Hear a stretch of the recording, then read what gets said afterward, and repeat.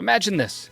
You spent over 3 decades on television, every night in a nice crisp suit, a clean-shaven face, and a reputation for being one of the sharpest wits in entertainment.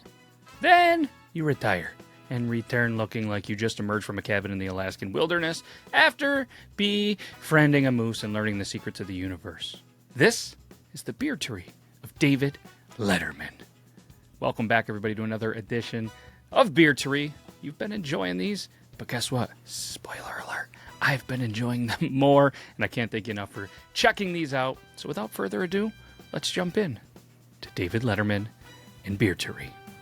David Michael Letterman was born April 12, 1947 in Indianapolis, Indiana, the middle of America, in the middle of the road when it came to facial hair. Through his early career as a weatherman, stand-up comic, and late-night guest host, one thing was constant. The man's face was as smooth as his comedic timing. In 1982, Late Night with David Letterman premiered on NBC. The show redefined late-night TV, blending absurd humor, self-depreciation, and a flair for the bizarre. He gave up his stupid pet tricks, top 10 lists, and interviews that could go off the rails at any second. For over 30 years, Letterman was the clean-cut, suit-wearing ringmaster of America's bedtime circus. His beard back then was metaphorical, a sharp, biting humor that could slice through awkward interviews like a hot knife through butter.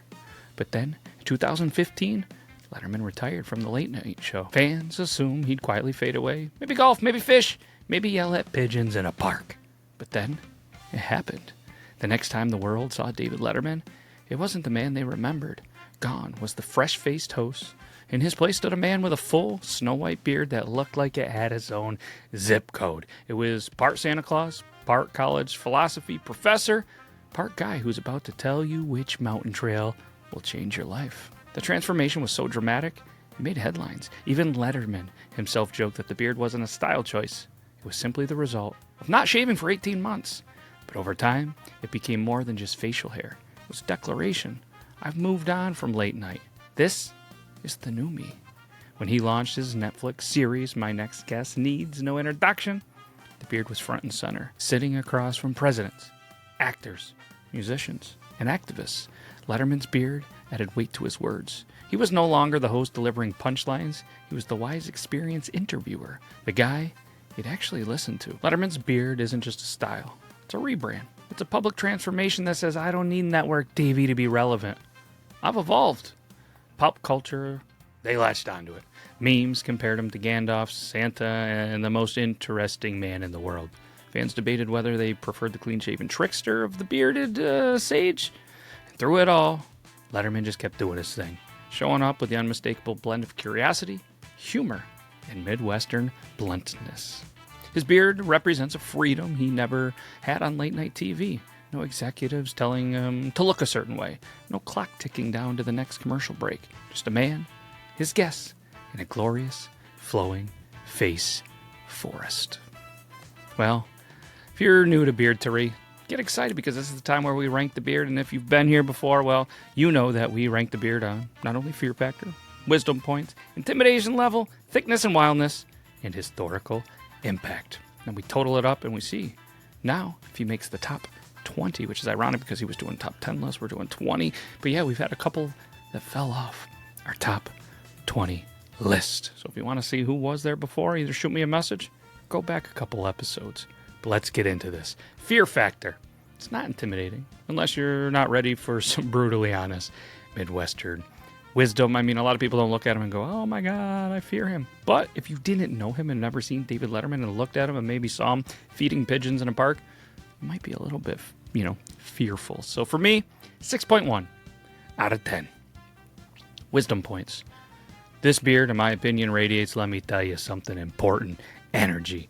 You don't have a big brain like his and get to where he is and have the career he has with being a dummy. All right. So for me, looking at this beard, looking at him, knowing him, this is a high rating. I'm going to give it a 9.4 out of 10. Intimidation level, it's a calm, kind of disarming presence until he starts asking the real questions. He can intimidate you, but is he a warlord? Is he, on that Blackbeard level of intimidation? No, but it's still fairly intimidating. It's above average. So for me, it's a 5.8 out of 10. Let's talk about thickness and wildness. It's full. It's white. It's Yeti level beard that refuses to be tamed. Yes, sometimes he goes in and does a nice manicured, a nice trimmed up look, but it's thick. It is dense. And most of the time, it is unbelievably wild. So I'm going to go with that depiction. This is a 9.1 out of 10 for me.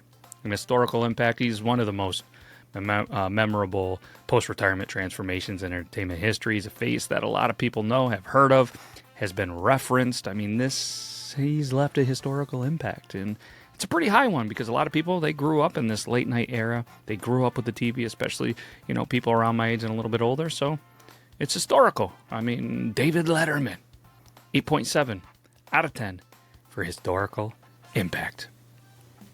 And let me tell you, if my math is mathin', I got it at a 39.1 out of 50. And here's how David Letterman and his beard rank amongst all the others here on Beardtory. So you'll have to let me know, did I do it justice? Did I do it terrible? Is he belonging right here? Should he been higher? Should he been lower? But either way, he went from a clean-shaven king of late night to a bearded elder statesman of comedy. David Letterman proves one thing. You can reinvent yourself at any age. And sometimes, all it takes is a little facial freedom. This has been Beardtory, where history has a face, and that face has a beard. Take care, everybody.